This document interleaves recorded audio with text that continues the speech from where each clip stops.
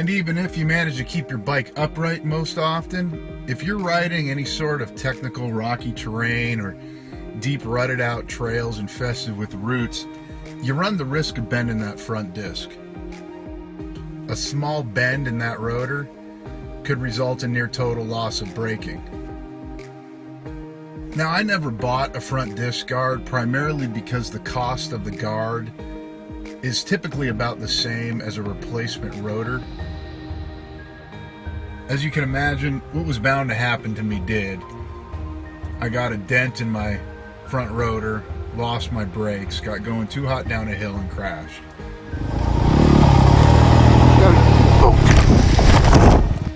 And that crash took me out of the game for about a month.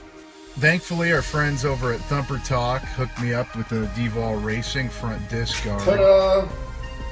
So, I'm going to throw this on here today and give it a few dozen rides, and the way I ride, that means a few dozen crashes, and we'll see how she holds up. First off, installation was a breeze.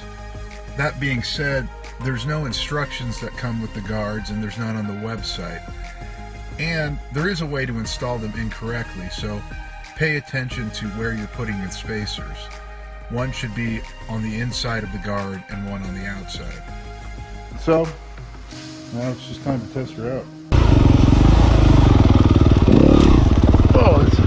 This is a full disc guard, so it covers every inch of my disc all the way to the caliper.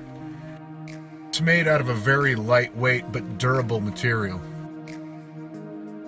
After about a dozen rides and just as many crashes, I'm happy to report it did as advertised. In fact, there's not even a dent in this thing, just a small scrape where I rubbed it up against a tree. Look, at the end of the day, protection for your bike is rarely, if ever, a bad idea. It really just boils down to whether or not the cost of the protection is more than what you're protecting. But when it comes to your brakes, don't be like Gimpy here and skimp out. Get some guards, keep your brakes in working order, and try not to run into a tree.